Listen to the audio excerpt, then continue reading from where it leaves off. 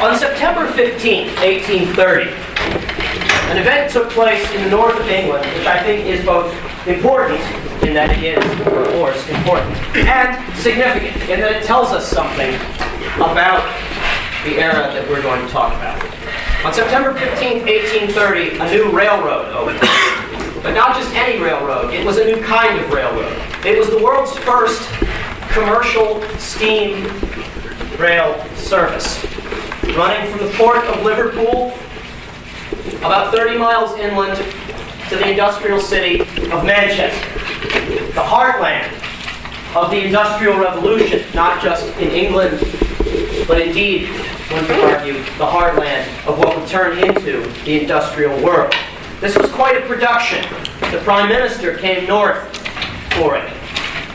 A whole bunch of politicians, local leaders, national leaders, came up to Liverpool to ride on what they recognized was a really transformative new device. A train run entirely on steam that could carry passengers and cargo at considerable speed over considerable distance. This was recognized as a big deal, one of those moments that was known to be historical even at the moment that it happened. The setup of the maiden voyage of the Liverpool-Manchester Railroad doesn't, in retrospect, seem like a terribly good idea. The first trip would be taken by a trainload of VIPs who would be carried out of Liverpool up to Manchester, where they would be there for the ceremony when the main train, which was coming behind them, actually arrived. So you have two trains on the track. The VIP train crawled out of Liverpool in the morning, loaded with some of the leading political personalities of Britain in 1830. Almost to Manchester, the VIP train pulled off onto a siding to cool off. Common problem for train engines in this period is they overheated. The passengers had nothing to do, so they got out and wandered around. Also not a good idea. I'm not exactly sure how the next part of the story plays out, but one of the VIPs was a local member of Parliament named William Huskinson, a man who in all likelihood, unless you've heard this story before, you've never heard of. But William Huskinson decided that what he really wanted to do was check out the main track he was standing on when the main train came through. The world's first commercial steam engine voyage ended with the world's first commercial steam engine running over a guy outside of Manchester. He became the late William Huskinson, former MP from Manchester. Who cares? Well, as I said, this event was both, I think, important and significant. It was important because it represented the dawn, or it was, the dawn of a new era of travel, a new era of commerce, effectively the heart of the industrialization of England. But it was also, I think, deeply symbolic. It was a technology that a great many observers didn't understand. They didn't really know how to use it. It was noisy, it was smoky, and, as indicated by the unfortunate fate of William Huskinson, it was dangerous. This is, in a sense, for me, industrialization in its quintessential form. Noisy, smoky, dangerous, with consequences nobody could have possibly predicted from the beginning. But in the end, transformative. Industrialization changed things. Industrialization changed the way that people live in an absolutely profound way. In places where industrialization took root, it was one of the most important transformations, certainly since the beginning of the Columbian Exchange, and as I argued, I think the Columbian Exchange can be seen as one of the most important transformations since settled agriculture. This is a moment at which the world most decidedly turned. And that is what we're going to talk about today. We're going to talk about industrialization, not just in England, not just in Europe where it really began, but as a global phenomenon, because it indeed was. And if there is nothing else that I want to get across today, it is that the term the Industrial Revolution, which is used, I think, a little bit too much, has got to be seen in context. That is to say, it has to be understood as it took place. The Industrial Revolution was not a revolution in the sense that, say, the French Revolution was, that we talked about last time, or the Haitian Revolution. The Industrial Revolution was long. It was uneven. Long in the sense that I think you can convincingly say that it took somewhere between a century and a century and a half, 1700 until sometime in the late 19th century. It was uneven. It influenced certain areas much more than others. Even by the time that what we call the Industrial Revolution ended, large parts of the world were still non-industrial and would remain so. And because it was uneven, it had widely differential effects on societies that it touched. So we have to understand those three things as we move forward. This was varied, it was long, and it was uneven. The concept of the Industrial Revolution, that term, seems to suggest a sort of unity that we simply don't see. What we see is piecemeal, it moves in fits and starts, and it was highly regionally specific. And in fact, toward the close of today's lecture, I'm going to talk about other models of industrialization, so that we don't think about the Industrial Revolution and industrialization as a single unitary process. We think of it as a set of processes that took place over a long period of time and across a global stage. Industrialization, at its heart, was the transformation of agricultural and handwork economies. Agricultural and handwork economies into economies dominated by mechanized manufacturing. The transition is agriculture and handwork into economies dominated by mechanized manufacturing. The key to industrialization was the replacement of human and animal labor by inanimate sources of energy, chiefly coal and petroleum. That is to say, the key energy element in pre-industrial society is animated, whether that's human or animal. In industrial society, it is inanimate. And for our purposes, what we're really talking about is coal, and at the very end of this period, petroleum. This is a transformation of who provides the work, of how the work is provided, and how that work is supplied. It is, in industrializing societies, an absolutely profound transformation. You cannot simply industrialize a country, a society, a region. Industrialization both requires and inspires changes in organizational culture and in social organization. In industrial societies, the whole nature of work is changed. The place where work is done changes and centralizes in these institutions called factories, which become the dominant place of production. If factories become the dominant place of production, then the site of production has to change too. Factories require enormous amounts of labor. That labor then has to be concentrated. And the way to concentrate labor is to urbanize it.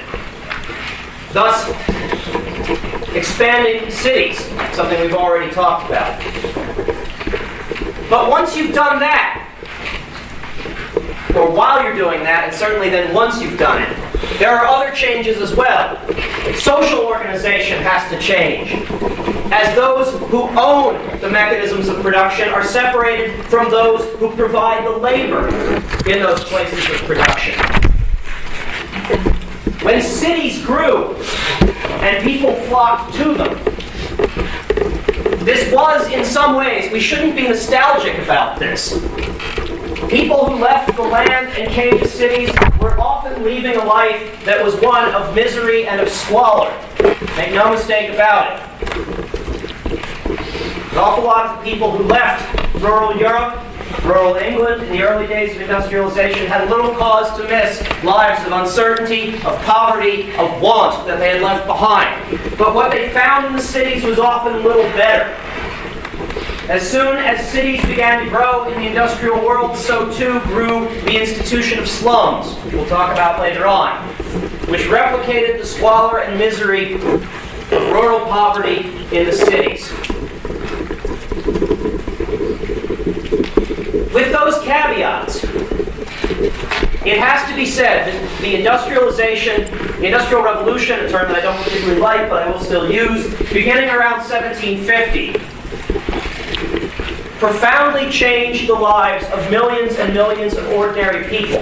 Not just in Europe, not just in Britain, but around the world. As I said before, it was long-term and uneven. Between 1750 and 1900, industrialization really most profoundly affected three regions: Europe, Western Europe, the United States, and Japan.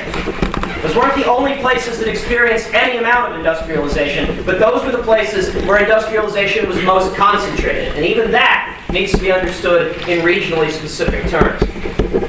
But before we talk about where industrialization came from, I want to start at the dawn of this period by posing a question that I think stems from some of the other material that we've covered in this class.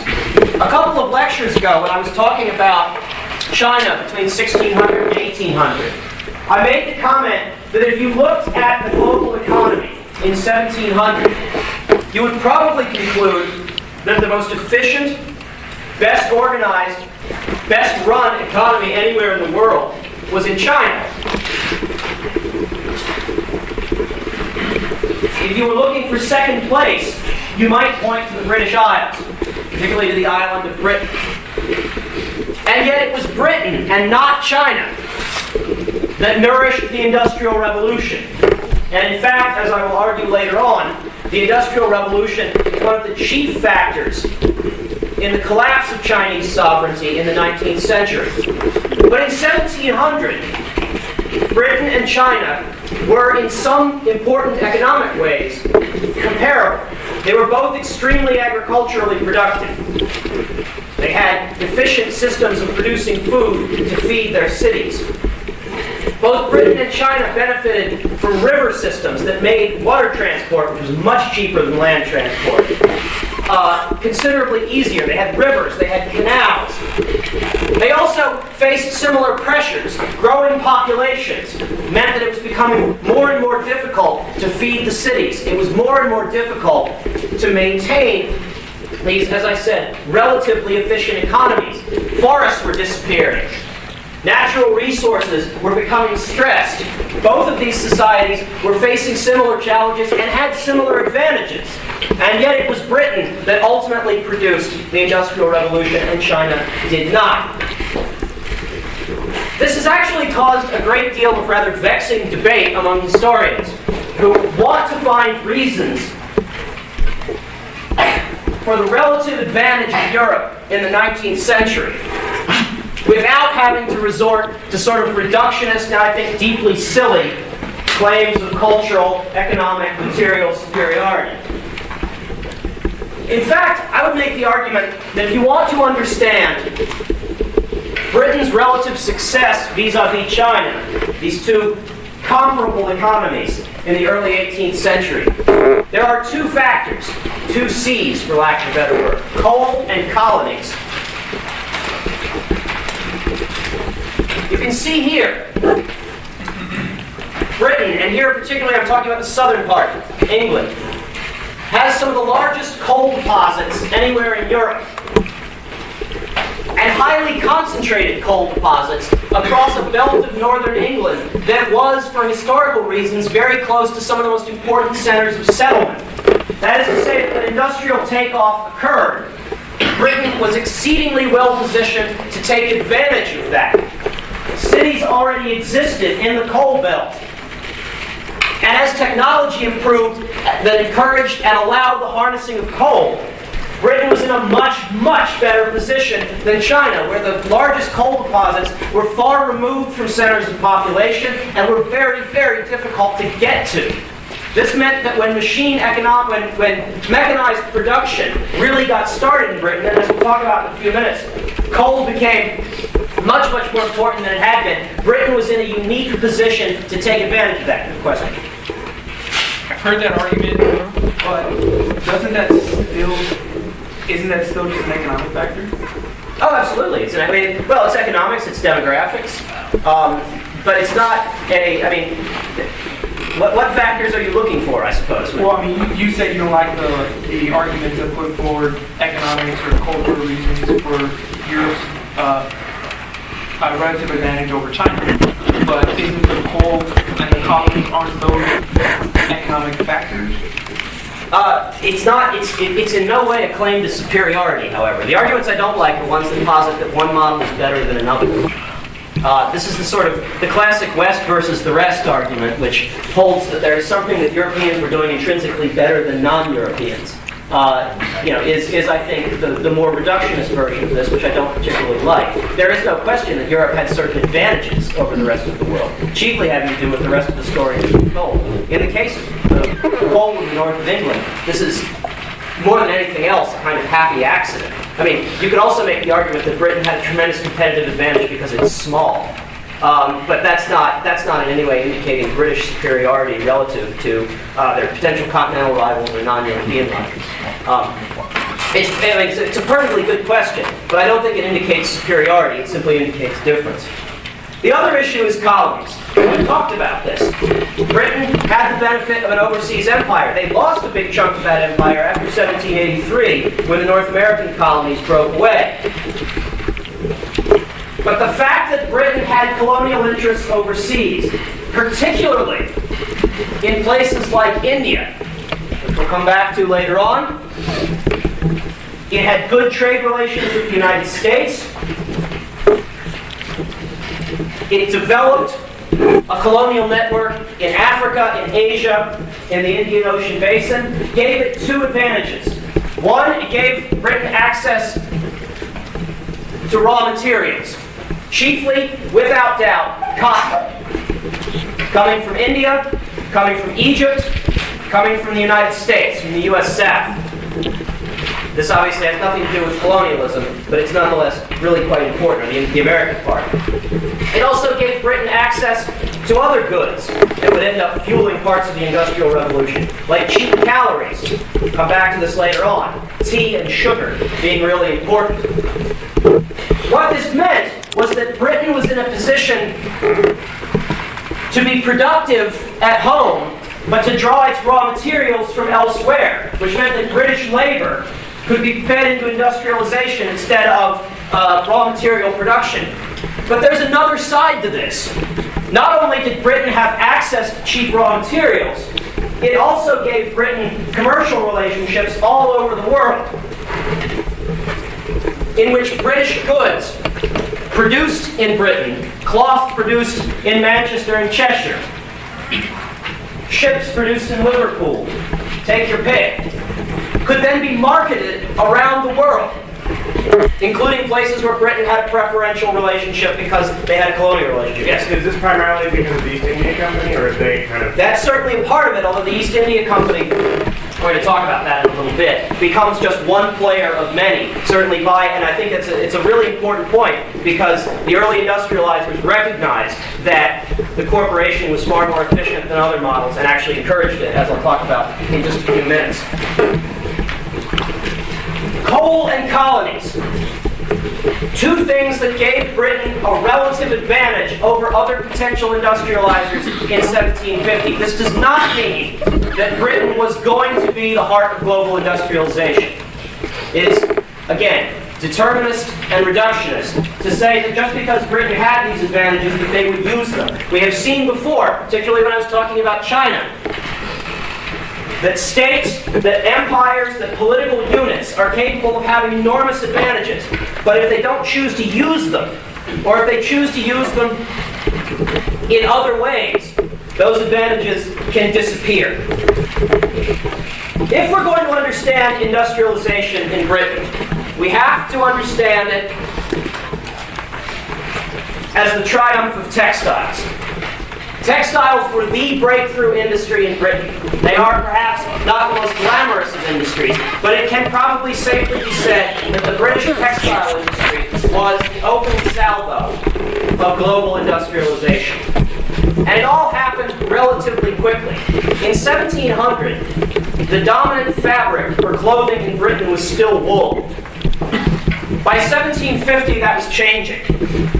More Britons, and I'm talking particularly here about the English again, were wearing cotton. Britain was importing considerable amounts of cotton to be turned into textiles. As I said, they were importing it from all over the world. The textile industry was getting bigger. And as it was getting bigger, it was becoming slowly more efficient. Innovations in spinning cotton into thread led to too much thread being on the market. So textile designers were now working on designing mechanical weavers to take all of this thread and turn it into finished cloth. By 1820, mechanical looms were 15 times faster than hand weaving. But they were cheaper because you didn't have to pay people to do it, and they required no skill on the part of most of the operators. Not only was there lots of labor available, but there were ways to make labor even cheaper than that by employing children, which we'll talk about later on. By 1830, there were about 500,000 textile workers in Britain alone.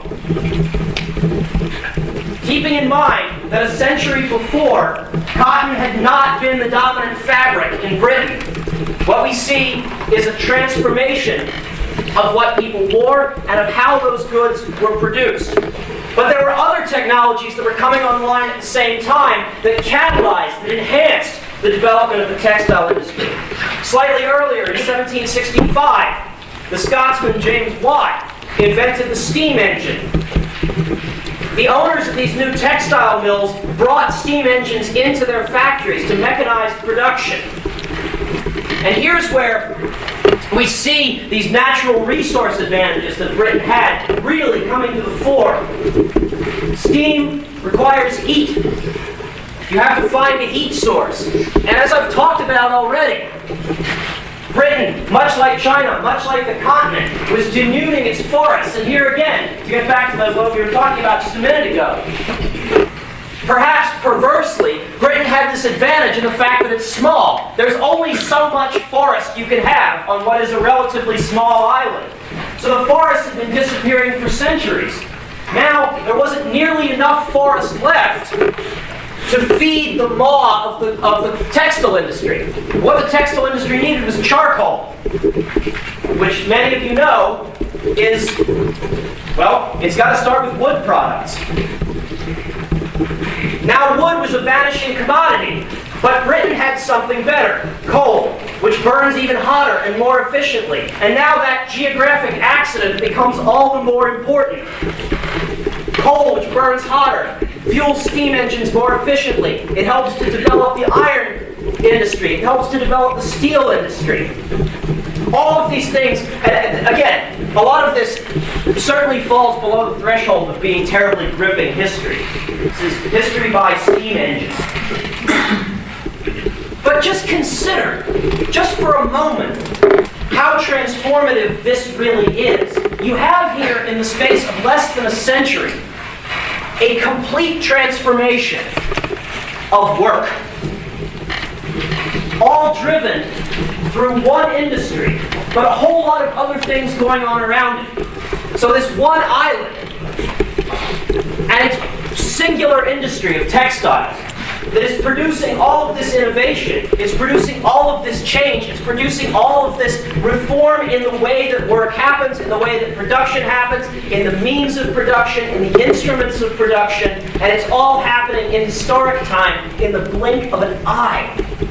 This is nothing if not an extraordinary, extraordinary process. In 1815, James Watt's steam engine was attached to yet another innovation, the steam locomotive. Now, you had another transformative possibility. The possibility of ending centuries and centuries of transportation in which land transportation was considerably more expensive than water transportation. The railroad promised unforeseeable efficiencies in moving goods across land. But this required building railroads, and railroads are very, very expensive. We're going to come to this in a few minutes. This required investors, whether they were private investors or the government. Someone had to foot the bill for what was an unbelievably expensive transformation of how goods were moved. At the same time, steamships were replacing sails, lowering further still the cost of moving anything. This had profound implications for ordinary life in Britain and beyond. By land, it changed the face of the landscape. By 1870, 20,000 kilometers of train track had been laid on the island of Britain alone. The need for coastal commerce protection meant the strengthening of Britain's navy, which became, during this period, one of the great military powers of the world. A transformation explicable in part by the need to protect this new commercial empire. An empire that might have been started in Manchester and in Burnley and in Birmingham, but could then, the products of that industrial revolution could then be moved to Liverpool, they could be moved south to London, they could be moved to Southampton, they could be moved to Bristol, they could be put on ships, which could then be sent to the farthest corners of the world without ever leaving British hands. Again, this is not perhaps the sexiest moment of historical transformation in history, but it is transformative. And it did have a profound impact on how the world did business. As I talked about a few minutes ago, it wasn't just an issue of transforming transportation networks, it wasn't just an issue of transforming or mechanizing production. As machines got more complex, old ways of producing goods fell by the wayside. To the extent that Britain had industry prior to 1750, it was dominated by the practice of handwork.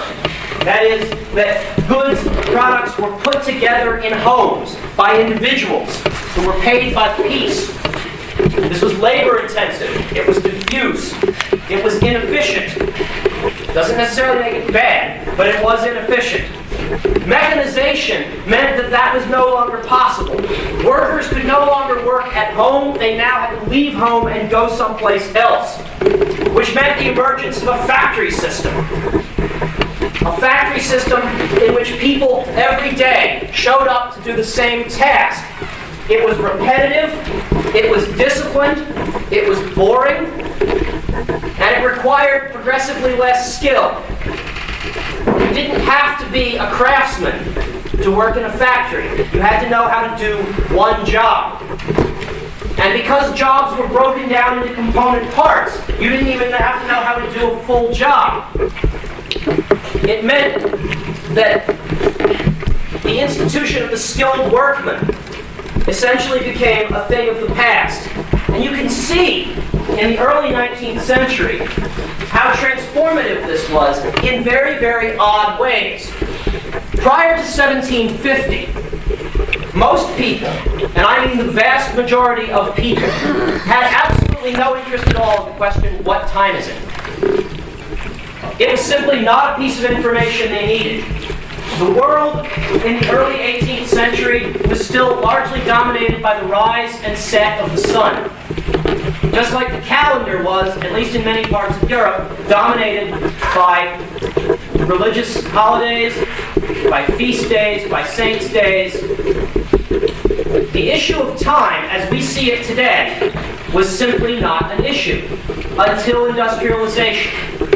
It became an issue because people had to show up for work at a certain time. We think of this, most of you have some device, possibly several, that indicate what time it is. There's a clock right in front of me. Yes, believe it or not, it actually is. Right. This is one of those things, like in my last lecture, that we just sort of take as, well, yes, obviously. Well, it's not actually all that obvious. It doesn't really matter to you what time it is. We've all had lazy Saturdays where we have absolutely no, oh, I miss lazy Saturdays, where we have absolutely no idea what time it is. And that's okay, as long as we don't have any place to be.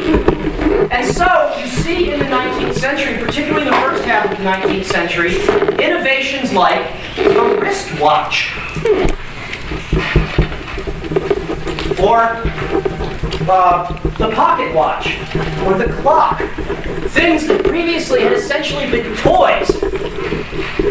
Most, particularly rural Europeans, but even plenty of urban Europeans, prior to the Industrial Revolution, if they needed to know what time it was, the indicator would be what?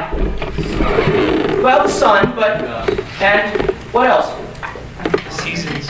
The seasons, okay. But to the extent that they might need to be someplace, what would indicate that they need to be somewhere? Church bells. Yes. Yes. If you lived in rural Europe, the dawn of the 18th century, the only time indicator you might have that mattered were the bells of the village church. Now think about living in a world in which that suddenly doesn't do it anymore. In which you actually have to be someplace at a certain time. There are all these stories in early industrial cities in England about people, in Manchester they called him, I'm not making this up, the waker-upper. He was a guy who had a watch, and he would be paid to come to your house with a long stick, or your apartment, and knock on the window to wake you up, to make sure you showed up for your shift. You didn't have to do this with farmers. Farmers knew you woke up in the morning with the sun or before it, you went to work, at the end of the day you went home. I know I'm rattling on about this, but just think about this for a second. Think about a world where time effectively doesn't matter. And then think about what would happen if suddenly it did matter again. Or it did matter. Just how dislocating that would be. And that is the experience of early industrialization. It's learning that at 7 o'clock you better be at the factory. This might be a dumb question, and I'm not going for computer neck, but The woker-upper was a guy who was self-motivated enough to make sure that he was up. Now, whether or not he was a man with a watch, I don't know. And I also don't know what happened when the woker-upper didn't do his job. It seems like an obvious question, but, you know, at some point the guy must have slept in. Did he not get paid? I don't know. But I think this persists well into the 19th century. There's a wonderful book that maybe someone will assign you someday called The Classic Slum, which is an account of growing up in urban Manchester in the late 19th century. And it's just absolutely shocking the extent to which there's this disconnect between how people live their lives and the concept of time, which we see as being incredibly obvious, but they didn't.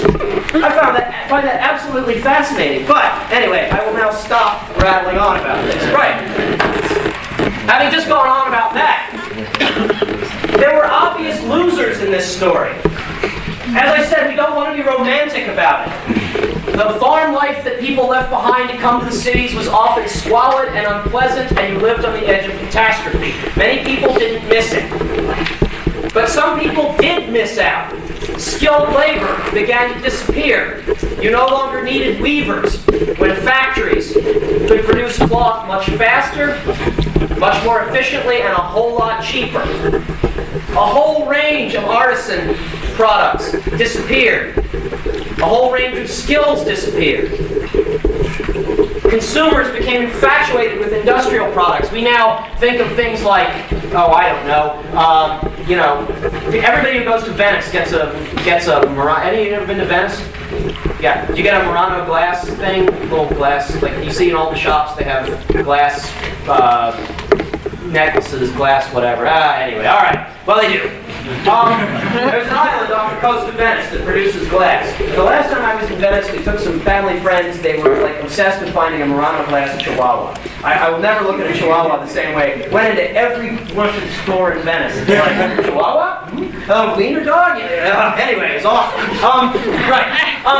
But you have to understand, consumers at this time were obsessed with what could be produced industrially. So in effect, all of these artisan traditions began to die out as people wanted to buy things that were produced in factories. It's really only in the 20th century that we've rediscovered artisan production. This was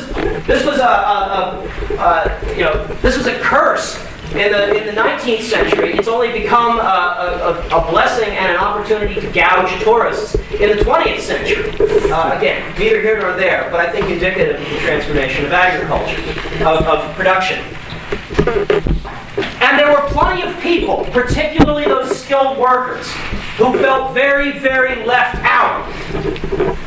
And we'll see this now, and I'll talk about more organized groups later on. But there is no group of industrial resistors who've gotten more attention than the Luddite movement. The Luddites remain to this day a somewhat shadowy group, but they organized in the north of England and thrived between 1811 and 1816. The Luddites were skilled or semi-skilled workers who saw in industrialization the end of their way of life. They claimed to be followers of a shadowy figure who went by King Lud. I somehow doubt King Lud actually existed. But nonetheless, he gave this group its name. And the Luddites were quite simply wreckers. They went into factories in the dead of night, they busted up machinery, they set fires. Anybody familiar with the word, how we use the word Luddite today? No? Ludicrous, really? Wait, are you talking about Ludacris the rapper? I don't know.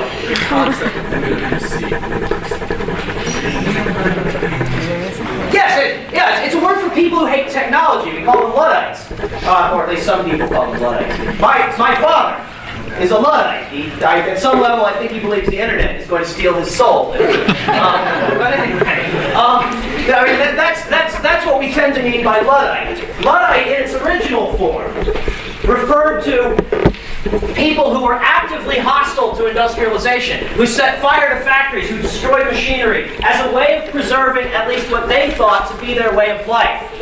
Now, the Luddites are not just interesting because they busted up machinery and they set fires. There's something else about the Luddites. The Luddites, as I said, thrived here in the second decade of the 19th century. This is the same time as the Napoleonic Wars. What we see in the case of the Luddites is a clear challenge to the government. What do? You have, at one level, factory owners who are paying more and more taxes, who are providing employment. Do you protect them? Or do you protect protesters who are saying, our way of life is under threat, will you help us? And this is what I think is significant about the Luddite movement. The government made a very clear choice. They chose to protect industry. Luddites who were caught were publicly tried and executed. 14 of them. 14 people would be executed for Luddite activity. This was probably not the first, and certainly not the last time, but it was a very clear indication that business and government in industrializing societies had to work closely together. And government in the industrial world, in the industrializing world, that word is important. Governments in the industrializing world saw it as their task to protect industry. Governments, again and again, sided with industry against workers. This is a dominant theme in the industrializing world in the industrial era. And the Luddites are a very early manifestation of that. The government was in no mood to play around.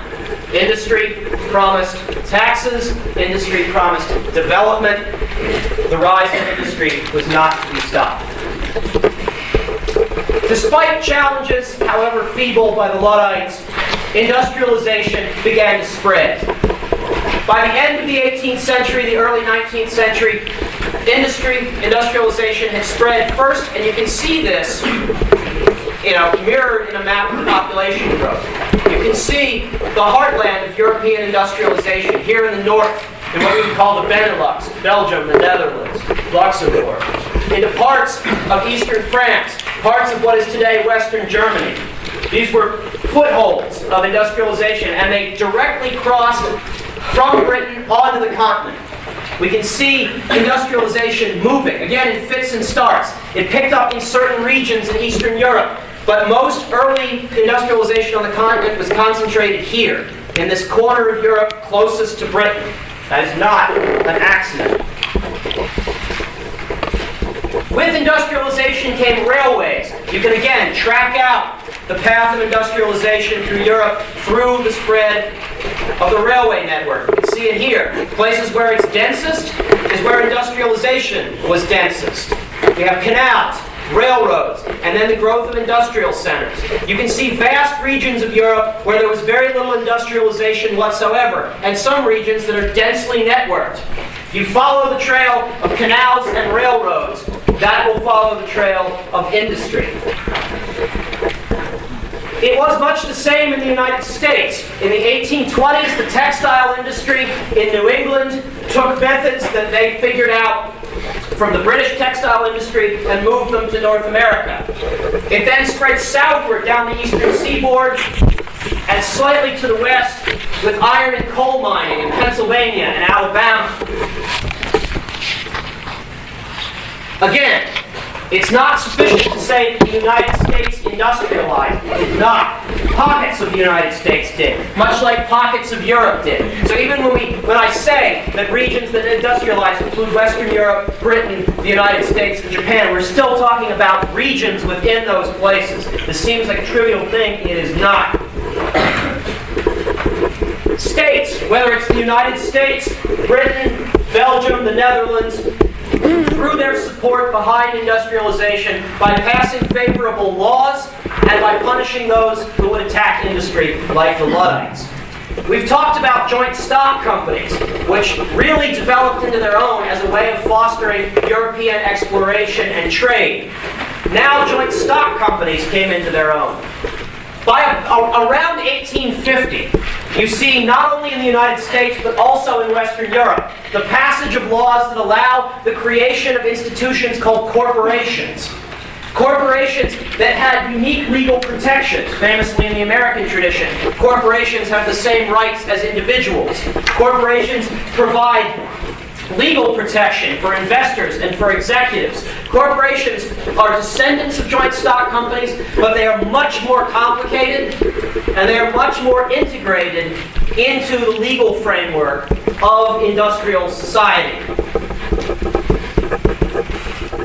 And the proof of this is that some of these corporations got very, very big very fast. By the end of the 19th century, some of the biggest corporations in the world, which had come out of the Industrial Revolution, companies like Standard Oil in the United States, IG Farben in Germany, got so big they effectively had to be broken up because they were developing into monopolies or trusts.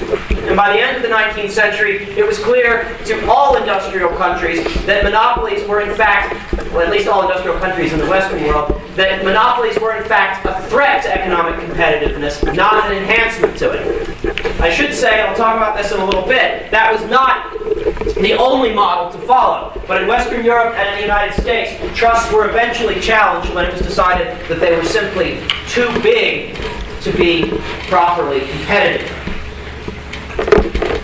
As I've said before and will say again, industrialization profoundly changed the societies in which it took place. It changed human geography, it changed the environment, and it changed ideas.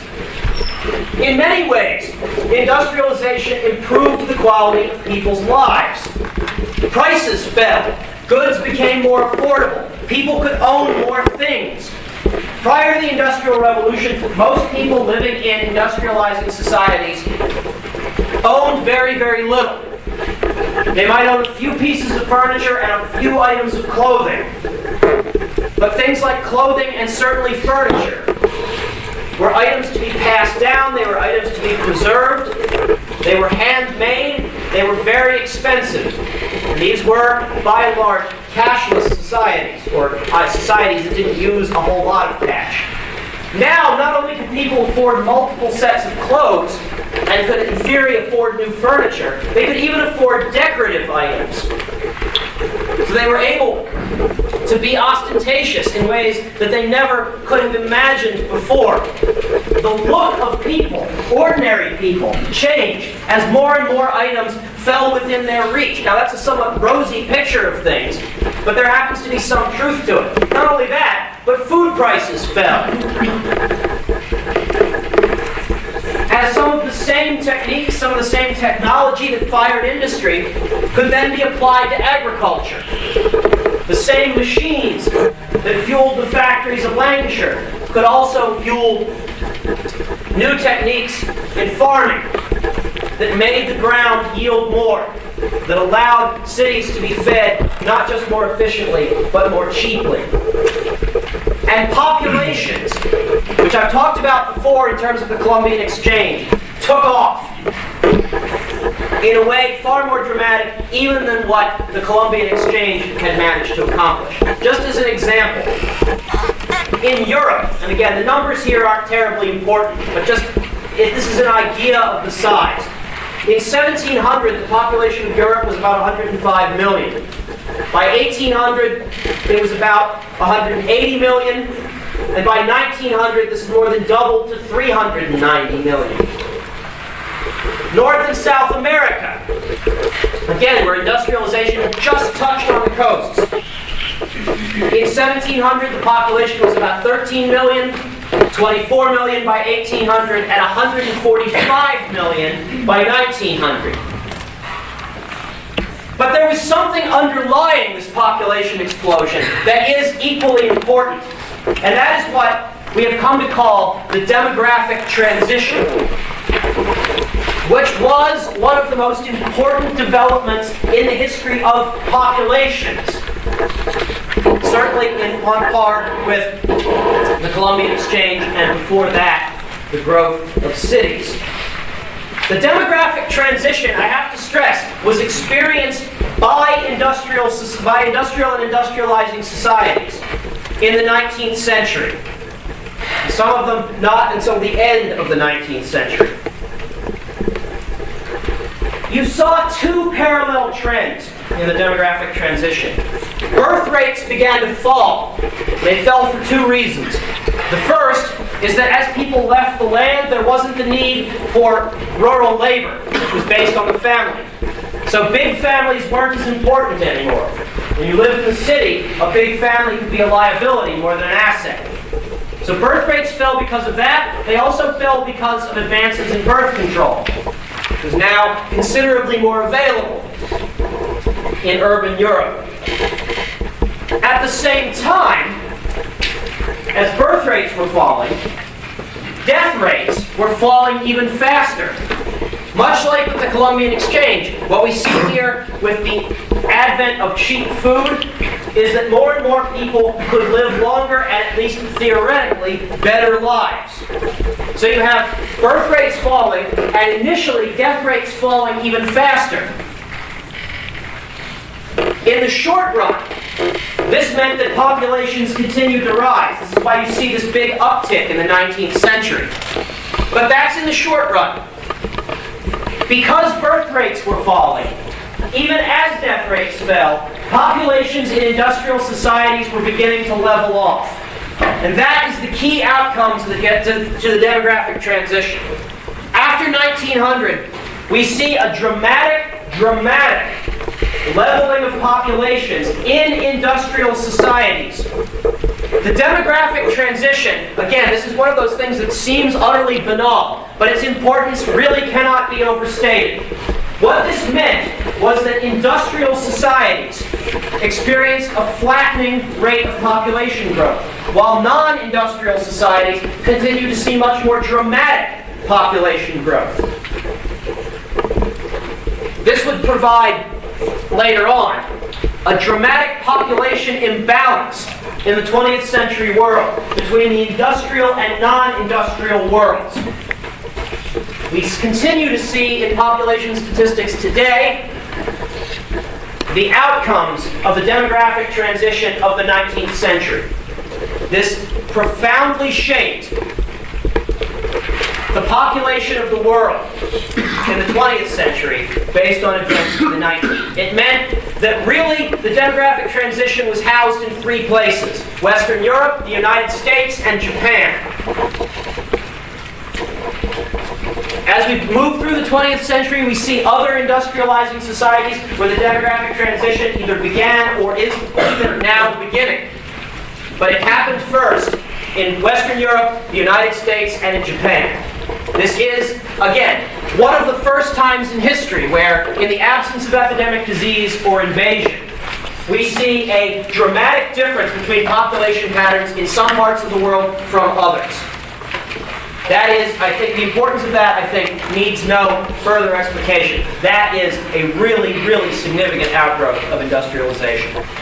And much of the growth that was happening in cities. In 1800, there were 20 cities in Europe with a population of more than 100,000. 20. And there were none in the Western Hemisphere. By 1900, there were 150 cities in Europe with more than 100,000 people. And the biggest city in Europe, and arguably in the world, was London, with 6.5 million residents. You see here, this is, I believe, Tottenham Court, London. You see, with industrialization, the growth of cities. And in those cities, a new social order was emerging. You saw the emergence of what we today call a middle class, which was defined as people who lived on salaried or investment income. People who were leaders in these new industrial societies, who either had money that produced investment income or who were paid salaries as executives, as managers. This was the new middle class. The middle class was generally able to employ servants, that is, to employ others. The middle class would be the driver of much of the economic innovation of the 19th century. But they were very slender. They were relatively rare, and in parts of Europe that were less industrialized, they were rarer still. The question of what to do with the middle class would be a profound one in the 19th century. To connect back to the lecture I gave last time, it was this middle class that would embrace notions of liberalism. Why? Because it made sense for the middle class. Liberalism was about rationality, it was about education, it was about opportunity, and the middle class was the living embodiment of education, of opportunity. They were people who had benefited from industrial society and believed that that made them fit to rule. Liberalism became their creed. If the middle class was determined by attachment to liberalism, then the working class was far more complicated. And I'll talk about their political developments in a minute. The working class was dominated by wage earners, that is, non-salary. In this new society, sexual differentiation increased dramatically, particularly in the middle class, as men became primary or sole wage earners, or sole earners. For the working class, urban life was about toil, it was about struggle, and in an awful lot of cases, it was about misery. The average worker worked 14-hour days, 6 days a week. Generally, factories were closed on Sundays.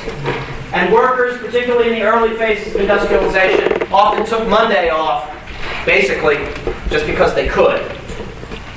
But even that was contentious. Leisure became a valuable commodity and was increasingly associated with organized sports, with gambling, with drinking. Moral reformers, particularly from the middle class, looked at what was going on in the working class and saw nothing but moral decay attached to ideas like playing soccer, which obviously brought with it opportunities not only to play sports, but to drink and to gamble and to fight.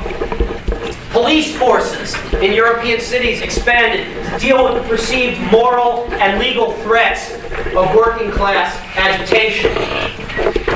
And perhaps the dominant image of 19th century working class society was the slum. Poor areas of European cities, ubiquitous in European cities, where people lived in terrible misery. Child labor was common, though regulation began in the middle of the 19th century. Again, you can see this manifested in very strange ways. It was during precisely this period that Britons began to drink more and more tea. Why? Because it was cheap and it had caffeine. So you could stay awake doing numbing, repetitive, back-breaking work. Slums were miserable places. Were the sorts of places that European elites and the middle class feared might eventually produce revolution. The kind that was seen in France in 1789. The kind that would be seen in periodic outbreaks across Europe in the first half of the 19th century. Challenges were now beginning to appear to industrialization that were far more important and efficient or organized than the Luddite of the early 19th century. The most radical of these challenges began to call itself socialism, which, and this doesn't sound terribly economically radical, took those revolutionary traditions of 1789 and used them to call for a more just and equal society, a society where workers' rights would be protected. Many of the early socialists were themselves middle class or even social elites who looked at what was going on in the slums and said, look, we got to do something about this before these people rise up. Early socialists tried to create these kind of utopian factory communities, often leaving the cities to build factories out in the countryside in the hopes of building more just and equitable futures. But these mostly failed. And by 1840, socialists were beginning to try to organize their own political movements, beginning as labor organizations, very early versions of unions. But for some in the socialist camp, even these reforms were not enough. A stronger challenge was needed. And two men who emerged as voices of this increasingly vocal challenge to industrial society were two Germans. Germany did not exist as a country yet, but German speakers, Karl Marx and Friedrich Engels. Marx and Engels were an unlikely duo. Marx was a brilliant economist, a man whose insights continue to have a certain degree of validity long after the ideas they inspired. Marxism has been consigned to the dustbin of history. But he was something of a wreck as a human being. He was, to put it mildly, a moocher who was perennially broke and heavily dependent on friends to keep his writing career going. Friedrich Engels, on the other hand, was the son of a factory owner who spent much of his adult life in Manchester, where his father owned a factory. They saw very different sides of industrialization, but they had a remarkable collaborative partnership in which they produced a number of key ideas. And they began to refer to themselves as communists. Communism as an idea was seen as an outgrowth of socialism. As an outgrowth of socialism that saw the solution to industrial society not as being reform, not as being the creation of utopian communities or labor unions. It was revolution. And we need to understand this because the ideas that they created, Marxism, communism, would be one of the primary intellectual and social challenges to the world in the 19th and 20th centuries. The legacy of Marxism will be with us for the rest of this course. So we have to at least attempt to consider the world that they saw. In 1848, they published a thin but critical distillation of their ideas. 1848 is an absolutely vital year. One that actually has been talked about a great deal in the last couple of weeks because it seems to be an easy and lazy comparison for people who want an analogy to what's going on in the Middle East. It was the year that there were urban riots across Europe, that some of the great empires of Europe seemed on the edge of falling. And that year, Marx and Engels published a thin pamphlet called the Communist Manifesto that begins with wonderfully stirring words, however the story might have turned out. They wrote, Workers of the world, unite. You have nothing to lose but your chains. You have a world to win. Workers of the world, unite. You have nothing to lose but your chains. You have a world to win. These are stirring words. They are not words of reform, they are words of revolution. Workers of the world, unite. The vision that Marx and Engels articulated, in simplest way, is that the world was divided into those who controlled the means of production, whom they termed the French word bourgeoisie, and those who owned nothing but their own labor, the proletariat. The bourgeoisie, who controlled the means of production, the proletariat, who controlled nothing but their own labor. They saw the world as a series of class struggles over the ownership of the means of production. And what they saw coming was revolution. A revolution of those who owned nothing but their labor against those who owned effectively them. The ideas sketched out in the Communist Manifesto and at incredible length in Karl Marx's treatise on Capital would be some of the foundational ideas of the revolutionaries of the 19th and 20th centuries. Love or hate these ideas, they will be with us for the rest of this course. And at the center of their idea was this notion that when property was abolished, the state would disappear. But that everything began with the resolution of class struggle through the abolition of property and what they call the dictatorship of the proletariat. Efforts to find a successful dictatorship of the proletariat would, in effect, dominate Europe's 20th century, and indeed, I would argue, the conflict over communism, between communism and anti-communism, would dominate the global 20th century. This rising tide of radicalism, led by men like Marx and Engels and the ideas that they had, scared European governments very, very badly. And what you saw in the second half of the 19th century across Europe was an effort by governments to find some way to contain this anger.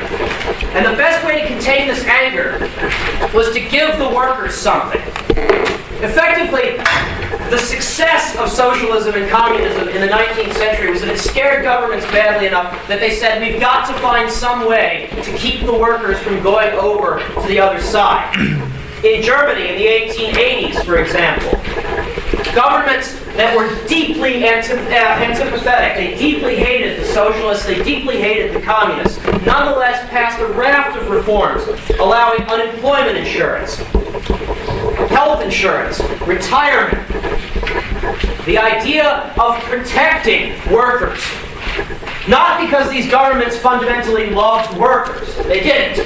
But they were afraid that if workers were swayed by the ideas of people like Marx and Engels, that it would bring about the end of industrial society and the end of their own power. In the rest of the time we have today, I want to leave Europe behind, or at least leave Western Europe behind. Because I think it's important to make the case that industrialization was a global phenomenon, but it was a global phenomenon in which there were different models of industrialization. When we talk about global industrialization, it does not mean that there was only one model. That is the sort of capitalist model that we see in Britain and in Western Europe. There were lots of different paths. In some places, industrialization was considerably more state-driven than it was in Western Europe. Models that were sometimes very successful, sometimes far less so. The examples that I want to talk about in the last few minutes that we have are the examples of Russia and Japan. In Russia, the vast empire that we talked about a couple of lectures ago, successive governments looked at what was going on in Western Europe and said, we can't do what's being done there, but we have to do something. And in Russia, the pioneer of industrialization in that empire was the longtime finance minister, Count Sergei Witte, a man who saw what was going on in Western Europe at the end of the 19th century and recognized that something had to be done. And as the finance minister, he was in a position to do it. If industrialization in Western Europe came from investors, industrialization in Russia came from the state. The state began to dedicate tremendous amounts of resources to fostering industry. And the state, if Britain started with textiles, Russia started with railroads. Between 1860 and 1900, the Russian Empire built 57,000 miles of railroads. An extraordinary feat that not only bound Russia together, but connected Russia to Western Europe. Now, Russia, which had previously been an overwhelmingly agrarian, economically deeply backwards part of Europe, was now integrated into Western European markets. It meant that Russian grain could be shipped from the fields of the Ukraine, where some of the richest soil in Europe, indeed in the world, exists, out into the markets of Western Europe. Perhaps most crucially for the future, it meant that another commodity that Russia had that many of its continental neighbors might need, petroleum, could be exported. As petroleum exploration in the United States really got started, Russia was already leap years ahead. Shipping petroleum from the Caucasus Mountains out into Western Europe, where petroleum was just beginning to provide a fuel substitute for coal that would, I think we can all safely say, again, transform the way business was done around the world. While at the end of the 19th century, Russia remained one of the most agrarian countries in Europe, if not the most agrarian, things were changing, and they were changing very, very fast. But this was a different model. It was state-driven, and it was driven by railroads, not anything like what had happened in Britain and certainly on the continent. Japan offers yet another model of industrialization. We will talk in a later lecture about the political transformation of Japan in the late 19th century. But what you had was an emperor and a series of advisors to emperors who looked at Western European models and said that if Japan was going to be competitive internationally, it was going to have to follow those models. But it had no basis for the kind of economic takeoff that you saw in Western Europe, which meant that once more, if industrialization was going to happen in Japan, it had to come from the government. The Japanese government paid for thousands of foreign workers to come in and train Japanese in developing industrial technology. The government paid for a railroad system, it set up banks, it set up mines, it set up a whole range of industries, effectively paid for by the Japanese state. One of its primary goals in all of this was to build a Western-style military. So much of government investment was geared toward creating the rudiments of a real armaments industry in Japan. These businesses were nurtured by the government. And when they were strong enough to stand on their own feet, they were then sold. And they were sold to families that began to control industrial conglomerates that were called zaibatsu. And it was these zaibatsu that would be the foundation of economic and industrial development in Japan in the 19th century. Zaibatsu literally means wealthy group. And the zaibatsu were just that. They were industrial conglomerates that owned a whole range of different businesses. The most powerful of these, and this is just one example, there were a number of these zaibatsu. The Mitsui Group, which still exists today, which in 1900 owned banks, commercial lending houses, mines, food processors, and textile manufacturers. Industries that had nothing to do with one another. But the Mitsui Zaibatsu and other Zaibatsu like it were able to hold enough capital to buy these industries from the Japanese government when they had matured, bring them into these conglomerates, and turn the zaibatsu into the engine of industrial growth in Japan. The extraordinary thing was it worked. It worked very, very well. By 1900, Japan was not only the most industrialized state in Asia, it was effectively the only industrialized state in Asia. But it had done so in a way that was dramatically different from what had been done in Western Europe. And it was dramatically different from how it had been done in Russia. We have three kind of very different examples. We have the English Western European model, we have the Russian model, which is somewhere in between, and then we have this really unique Japanese model. There was no one path forward. It was not, let me stress this at the end. If we see the Industrial Revolution as the triumph of capitalism, then we are, I think, missing the point. Industrialization happened in different places, in different ways, at different times. If the end results were broadly similar, the inputs that went into it were very, very different. And that is important when we consider the political context of industrialization. What industrialization did to global trade, what it did to global politics, and what it did to global empire building. Thank you very much.